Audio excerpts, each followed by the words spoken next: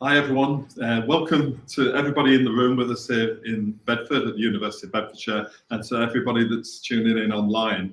We've got an amazing lecture for you coming up.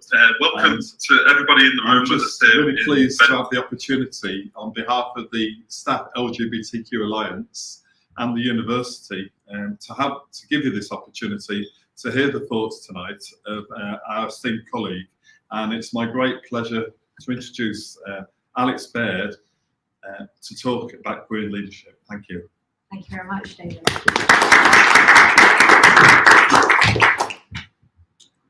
Thank you to everyone for joining, both in person and online. My name is Alex Baird, and over the next 25 minutes, I'm going to share with you my research to date within an LGBTQ+ leadership development programme for UK higher education staff. I'm happy to answer any questions at the end.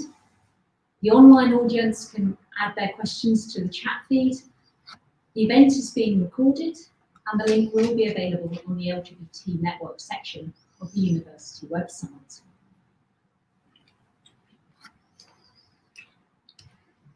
LGBTQ+ voices in higher education, as in other sectors, are often silent, not heard, or misunderstood.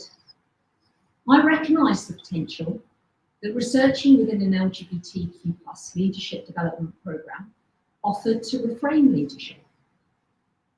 The limited LGBTQ+ leadership literature, published around 2000, is only reflective of out, gay, lesbian, middle-class professionals, and mainly situated in the US. But it shares the discrimination, hostility, and emotional energy involved in coming out and navigating heteronormative workplaces. This has been referred to as the pink ceiling, the lavender ceiling for lesbian leaders, and the glass ceiling. The ceiling is a metaphor for stopping certain people from moving up the hierarchical structure. The point of a ceiling, being made of glass, is that you can see above to the places that you cannot reach. These barriers constrain qualities that LGBTQ+ people offer to leadership roles. Such qualities include challenging the status quo and a sensitivity to the inclusion and empowerment of others. Moving from a normalising view of LGBTQ+ leaders, literature from 2010 onwards talks about LGBTQ+ leaders offering this specific queer cultural capital. It also challenges the heteronormativity, cisnormativity, and assumed LGBT friendliness of organisations. This literature reflects some legislative progress and societal acceptance, and a greater acknowledgement of the diversity of the LGBTQ+ community. Reflecting upon one's lived experiences is essential for leadership, to prioritise purposes and values. While I recognise one's LGBTQ+ identity may be more central to some than for others, I noticed in Christos's paper that it was only in interviews that senior lesbian and gay higher education leaders came to explicitly recognise the connection of their lesbian and gay lived experience to leadership. The fact that LGBTQ+ individuals have not always made this explicit connection, whilst navigating a rather distinct leadership path, seems to highlight the potential for an alternative leadership development programme.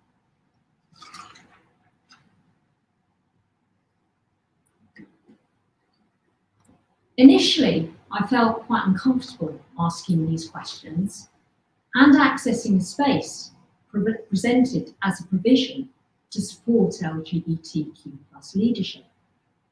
However, I found engaging with Helen Gunter's research that evaluates school leadership a helpful reminder of the importance of querying what might be shaping educational leadership and perpetuating inequality. Prior to starting this research, I was not connected to the programme, nor associated with the university in which the programme ran. I'd met the programme leader back in 2018 at a conference, and since then followed her research. I sought her permission to undertake this research.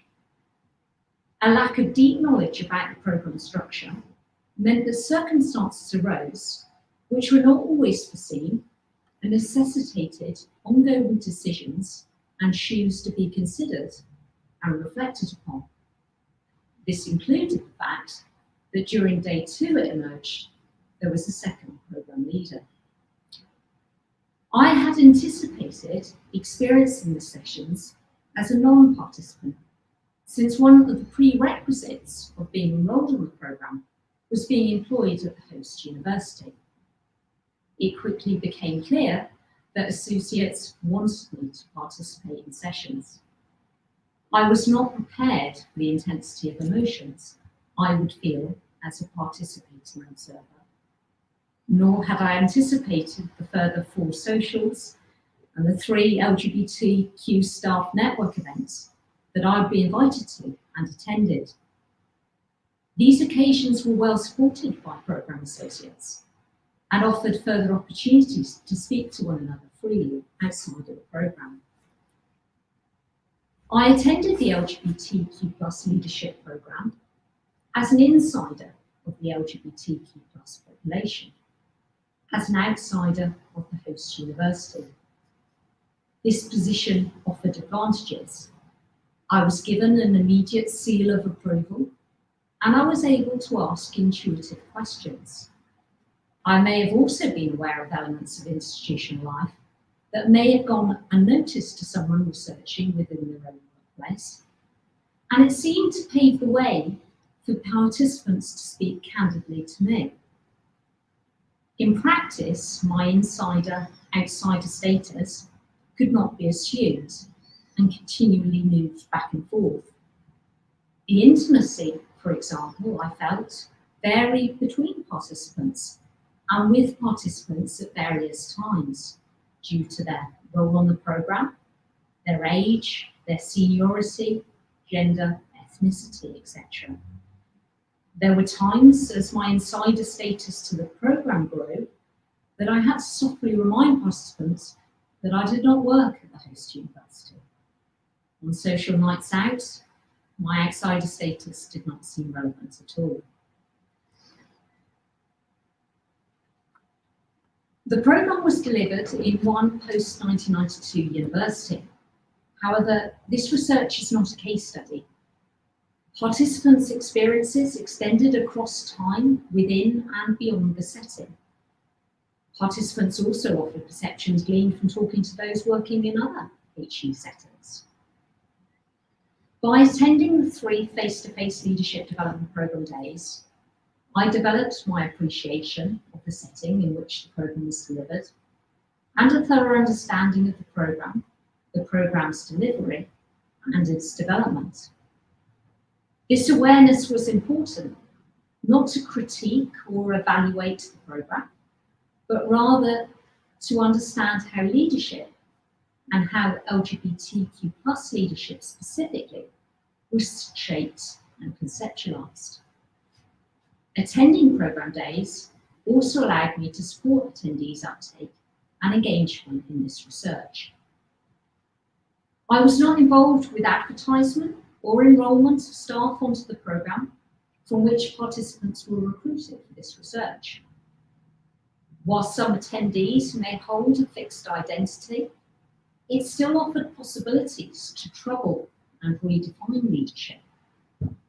I was aware attendees identified with one or multiple parts, but collectively, possibly, not all parts of the LGBTQ+ acronym.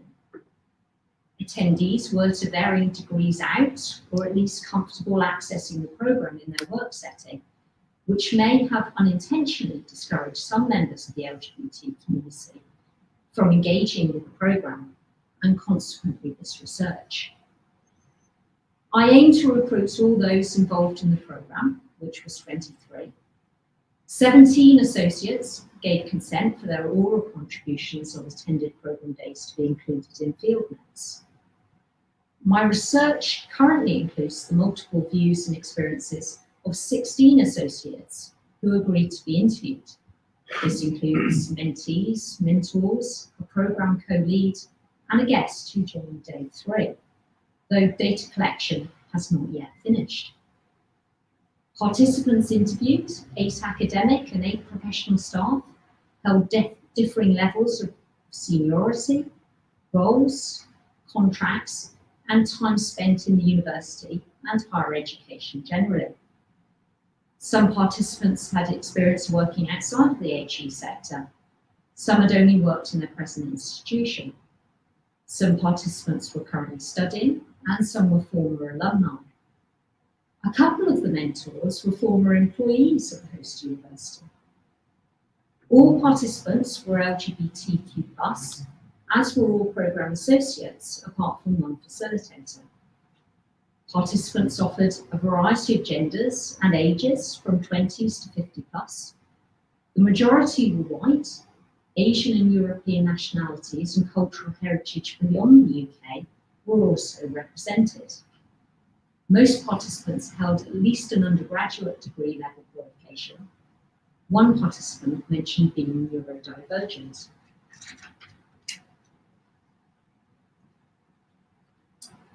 While my research drew on ethnographic elements, I cannot claim this research as an ethnography because I was only in the institution for temporary, though intense periods of time. I recognise I did not experience the sessions or the programme in the same way as most attendees.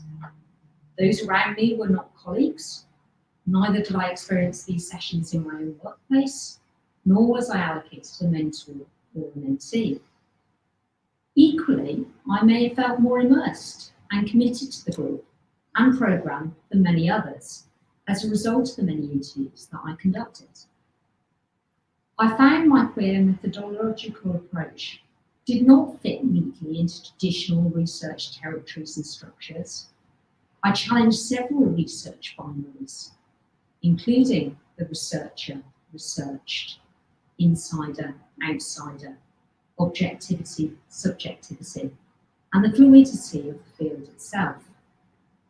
While I felt in a special position, becoming part of the programme and being gifted participant stories, I also felt the weight of responsibility of doing these stories justice.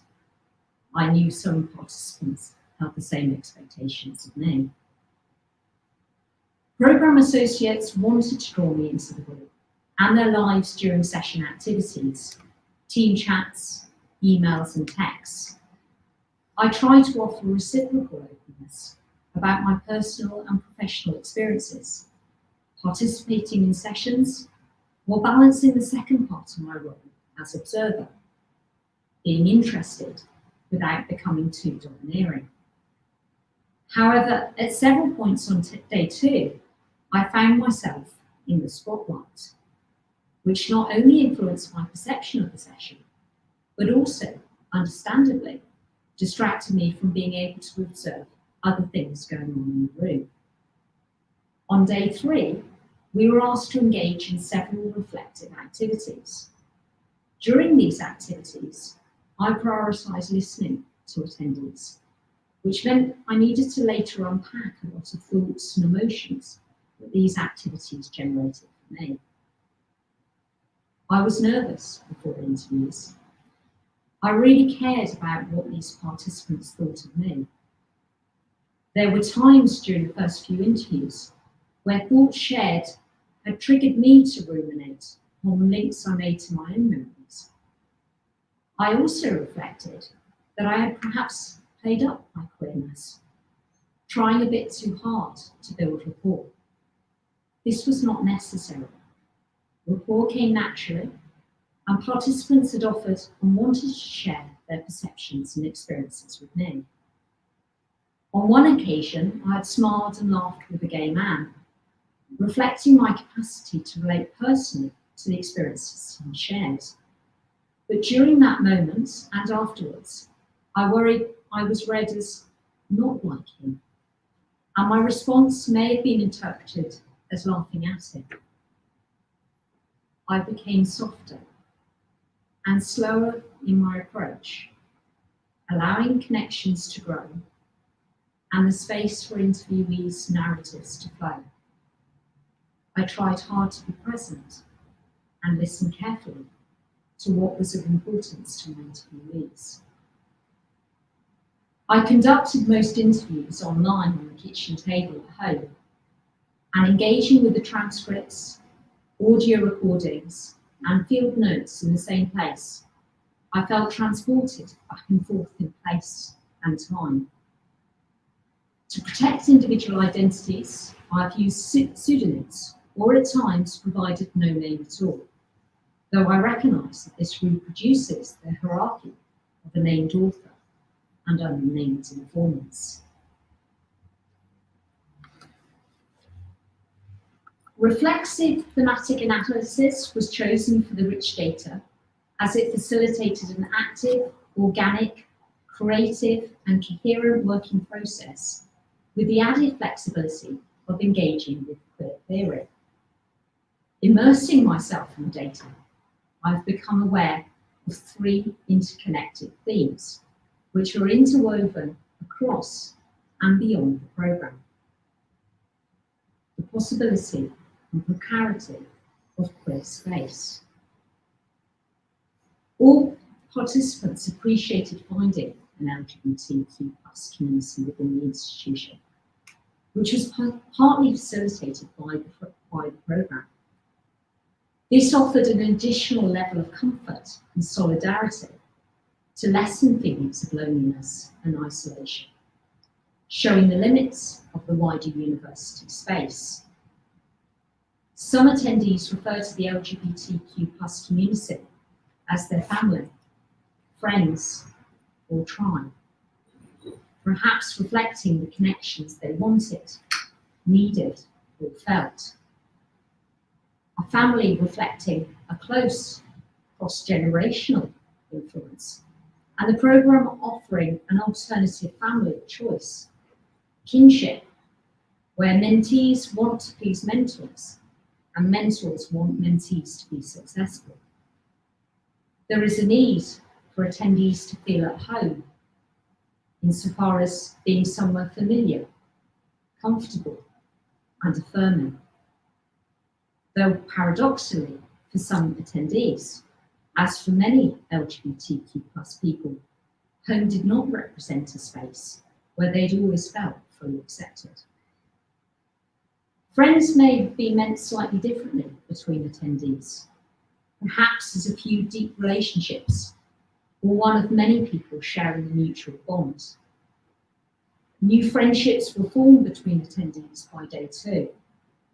These friendships allowed attendees to be themselves and seemed particularly important for a few attendees in their 20s and 30s to provide a sense of belonging. But equally, for older attendees who are experiencing a time of transition.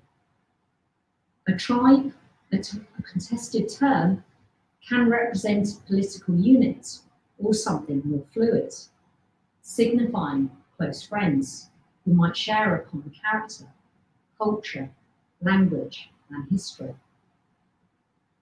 The temporary queer space that the programme intentionally provided offered opportunities to connect, sometimes reconnecting on a different level, as some people were already known, but not by others, as LGBTQ+. Reconnecting for some mentors away from the strains of university roles to interact and bond quickly. There was both a sense of relief and excitement of being in a room with other LGBTQ+ people who held different roles within and beyond the institution. It offered a possibility for some to share strong feelings and discomforts. LGBTQ+ staff who had chosen to engage in the programme became both visible and available to one another. A feeling of empowerment individually and collectively grew through these developing bonds. Charlie. I didn't necessarily realise how lonely it was until I was in a room full of people and it's like a different energy. Now I want to change things. Why have we got a complicated maternity policy for a same-sex couple? It sort of gives you, yeah, I'm not the only person with the weird issue and it should be fixed. Acknowledging, yes, there's other people, there's power in that, really powerful. The atmosphere of programme days and the dynamic of the group, even in its early stages, instilled a commitment of LGBTQ+ attendees to the programme, its legacy, its survival, and interestingly, as a byproduct of the programme, the institution itself. One attendee reflected about the programme, "It's that final piece I needed to reassure me that yes, this is somewhere I want to stay for the foreseeable future." This loyalty was given, even though attendance on the programme, its external value, and even its survival was not guaranteed by the wider university. Trailblazers. Mentees and other attendees were inspired by stories mentors shared. They recognised mentors' accomplishments and personal qualities, including their empathy. Mentees were highly attuned to elements of these stories that resembled their own lives. Mentees valued the wisdom that mentors offered and could pass down, which might help them navigate their own path. Someone to turn to, sharing a mutual affinity. Some mentees who were new to HE appreciated the insight mentors offered to progressing, particularly the pathway for academic staff, understanding the university's systems and structures, and networking within the context of higher education. Mentors spoke about their reciprocal relationship with mentees, enabling knowledge and perspectives to be exchanged. Alice. You don't kind of want to go, oh, what discrimination did you have? And can I learn from that? But that is important. And it's important to understand that they may have been discriminated against in a way that you could be discriminated against. So it's having that familiarity with the people who are talking that you might have shared experience. I think that's really important. Querying leadership. LGBTQ+ lived experiences were salient in the room and programme days, which were then reflected upon and attached to working lives and leadership, sometimes for the first time, and importantly for some, at relatively early points in their careers. Sometimes links between LGBT lives and leaderships have already been made, but reflections from others secured these associations. The lack of previous assimilation between LGBTQ+ lives and leadership may have been due in part to attendees only being able to name a few LGBTQ+ leaders, and fewer still within the higher education sector.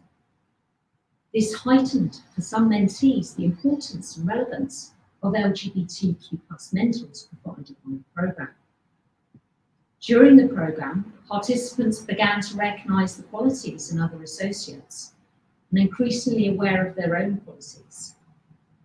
Hearing and seeing these assets, leadership became a new possibility for some and in a new form for others. A leadership that is relational and collective and may be enacted at any level of an organisation, rather than requiring a senior authority position. Taylor.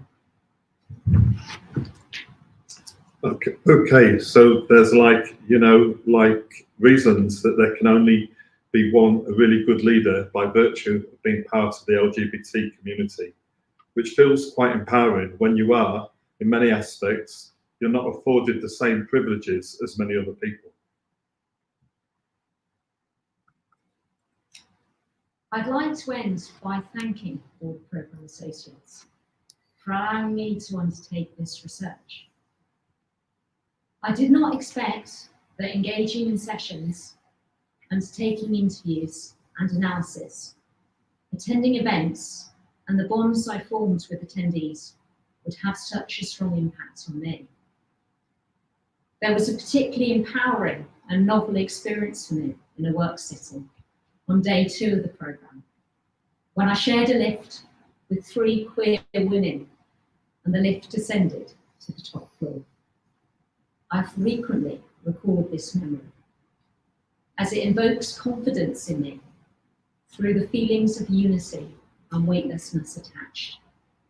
It reminds me to sometimes look for a different one, not always trudging up the stairs on my own, but instead reaching out to others. Thank you to all of you for listening.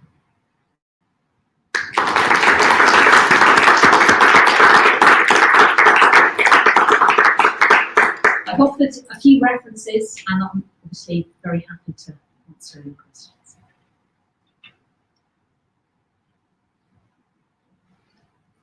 David. So I was really interested that you said about value of reflection and reflection on lived experiences. Could you elaborate maybe a bit on some of the findings that people told you on that? Yeah, I think obviously there was a wide range of ages within the group, but I think some of the discussions we had as a community before the event tonight, perhaps not being able to talk about those things because of in school being silenced, not seeing visibly those other role models. It's almost like you leave that part of your identity at the door. And it feels quite vulnerable then to put that identity on and to go into a room. And I think just doing that within a safe space initially and building confidence and then realising how empowering that felt. And I appreciate, you know, I don't think when I'm thinking about authenticity, I'm necessarily talking about coming out. I recognise for some people that isn't a possibility and that's very difficult. I also realise there's a privilege in assuming that some people cannot pass and are assumed as LGBT, so you don't have the privilege of coming out. So it's a very different experience in terms of coming out for everyone. But I feel when you're talking about authentic leadership, it's about really knowing yourself. And I think through the programme, through meeting and talking to other people, that's what really came through. So it wasn't just making people confident, it was actually generating more confidence. Thank you. Yes. Do you intend to do any research about whether the course that they took part in actually did anything to sort of improve their chances of excelling in their careers or whatever they chose to do next? Yeah, so it's very interesting. I still have to speak to, I hope, one programme co-lead, which will again allow me to appreciate, you know, another lens on the programme. And as I said, I've had the privilege of interviewing, and I've interviewed 7 of the mentees twice, but I'm still analysing a lot of that data sort of coming through. The programme initially was set up, I understand, in terms of helping people to have a promotion. And I think the external judgment of the programme is, in terms of that, quite distinct, clear-cut, quantitative judgment of whether people have made that step. I think what came out of people who attended the programme was that they were valuing the programme in a completely different way. And I mean, I've spoken about the possibility, but also sadly the precarity of this queer space. So it was amazing. This programme was being done for the very first time in this university. We're talking about 3 separate programme days over the course of the year, which was amazing, and the intensity within those days, but you're talking about disparate days, you know, set across. So yeah, the precarity, I mean, even whether the programme will survive beyond this year is another thing to come into question. So to answer your question, I mean, talking to a lot of the attendees, they already had the confidence to go for things, you know, they had those conversations about navigating these paths. But they also had a resilience of, well, it doesn't matter if I don't get it, you know. So I hope that, you know, I wasn't evaluating the programme, and as hopefully what came through is so much of me is in this program. I didn't expect to participate, but I'm also participating, but subjectively. There's no way I could evaluate the program. I wouldn't want to, but I couldn't anyway. But I think the value of the program is so much more than just that step that's made. And I think what we were reframing in terms of queer leadership is that leadership happens at any level of the organisation. Not that I don't want to see visible queer leaders at the very top of organisations. That leadership comes from within. Thank you, Lisa.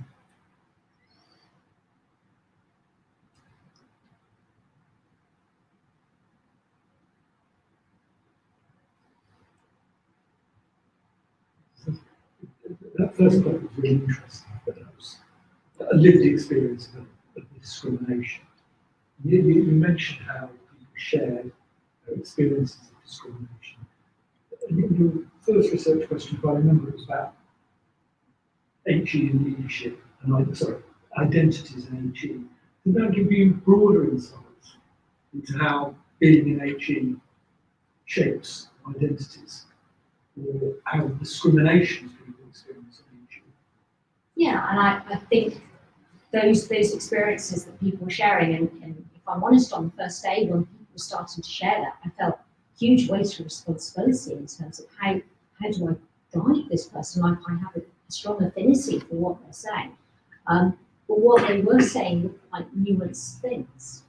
But as another member of the community, you understood exactly what they were talking about. You know, whether that colleague had meant it or whether it just felt perceived, that fear and that uncertainty is still there, and you're still trying to kind of understand what's going on, and you're sort of thinking, well, should I question this? Shouldn't I question this? And by the time you've done all that, the moment's passed. So lots of those conversations were coming through, and of course, for me, obviously, I wasn't involved in the mentor-mentee relationship, but again, that was a very close relationship, and I've heard about it from both perspectives as well, and I think that was really helping people. So the mentees were generally sort of lower middle management level, and the mentors provided, and they were all LGBTQ+, were quite senior in higher education. And so they were obviously very familiar with things that were occurring for their mentees, both in terms of being part of the LGBTQ community, but also more widely as well, in terms of, well, is this what happens in higher education? What's happening here? So they're actually navigating them, you know, beyond us as well. So I think it's exciting.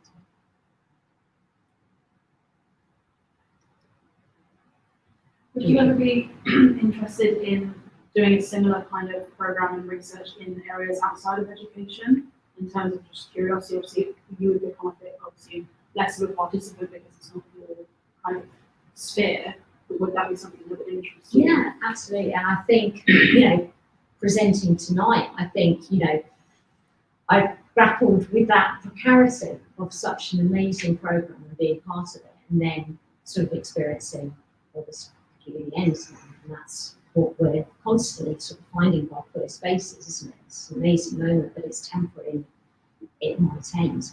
And I suppose my longevity of this program and this experience is to say, look how fantastic this was, and what it provided for everyone. And that could be rolled out, you know, in whichever sector. I think any leadership development needs to recognise what sector specific needs. And obviously having mentors who are within that sector obviously can guide the programme structure. But I think it was providing that space and people coming together. So I don't think there's any limits in terms of where this leadership development could be set up. And I hope speaking to you all and having you all here, it might be something that can be.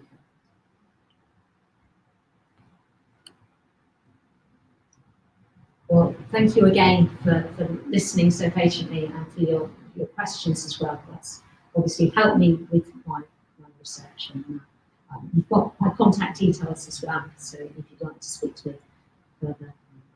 Thank you very much to the online audience as well, and the recording will be available on the university website.